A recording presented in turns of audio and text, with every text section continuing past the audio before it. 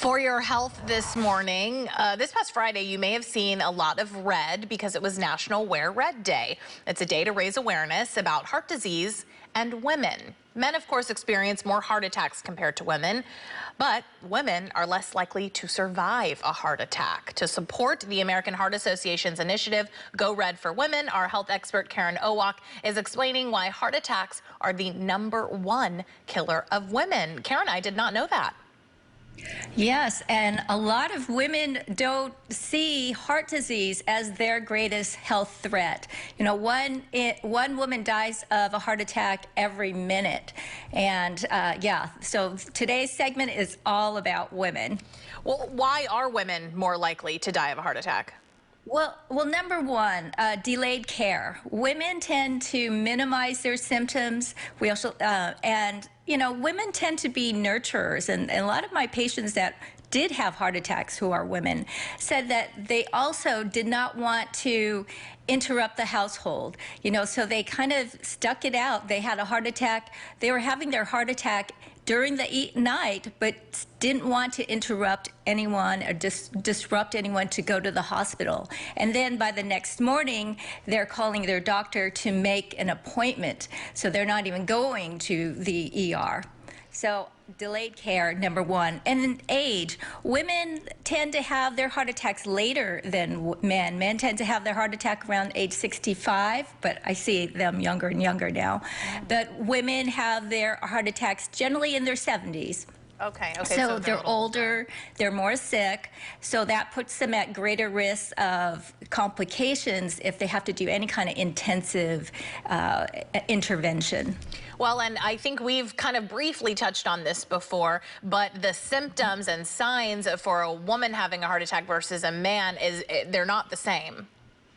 Right, they're very different. They're atypical. So it's difficult for women to diagnose themselves. They don't have those classic chest pain, oftentimes no chest pain, and they don't have that radiating pain down the arm. Number one, most women complain of having unusual, just unidentifiable fatigue. They often think that they have the flu. And these are symptoms that appear 1 month or before their actual heart attack. So women really need to listen to their bodies. Difficulty sleeping, that's another one that's very common. And weakness, all these symptoms that are very vague. And so women, again, they tend to minimize the symptoms, thinking it's something else. And a lot of these symptoms, you say they're starting even a month before the actual heart attack.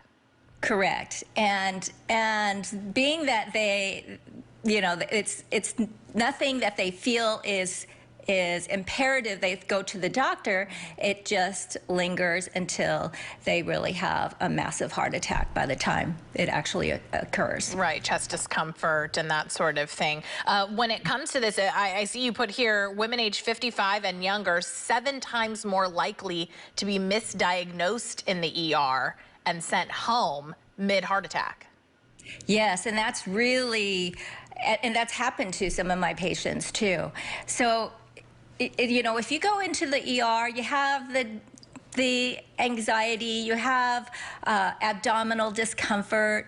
They often said, well, go home and rest, and you probably have some kind of bug. And when women appear in the ER, and they're young, they are often misdiagnosed. It's really sad to see that. So you really have to be your own advocate. You really have to be persistent and say, I want to see a cardiologist. Okay. What are the risk factors? What is it that's going to lead a woman to potentially have a heart attack later in life? Well, they found, unlike men who tend to have the traditional risk factors, high blood pressure, smoking, diabetes, women, they found that women tend to have a sex-specific family history that ties to their risk. And they found that women that have mothers that had a stroke are also more likely to have a heart attack as well as a stroke. Okay. So look at your family history. Okay. And then when and if you do realize or believe you might be having a heart attack, what should you do? So first of all, you need to call 911. And oftentimes people surprisingly tend to want to drive themselves to the doctor or to the ER. And that is the #1 mistake, because you could go into full cardiac arrest. I had a patient that his wife drove him to the hospital.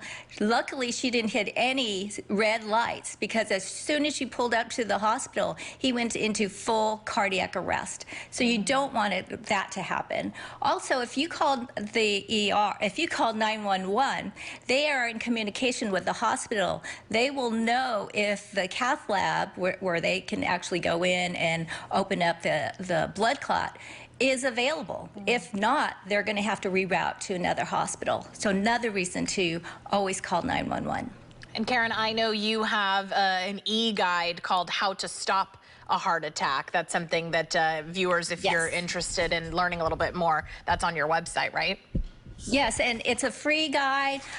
My brother had a heart attack when he was 35. Wow. He had the indigestion. It was cold, clammy. I knew he was having a heart attack at the time. But the one thing, Noelle, I did not know is I didn't know that there are ways to help stop the heart attack. And that's why I wrote this guide. I want people to know that there are ways that you can help diminish the effects and the damage that can be done from a heart attack. So it's available. I hope people will take advantage of the fact that they can get it for free on my website. KarenOwak.com. Karen, always a pleasure to have you. Thanks so much for letting us know about the different signs and symptoms and ways that we can be aware of our risk factors as well when it comes to heart attacks. Appreciate your time this morning. You're welcome. Bye-bye. We'll be right back.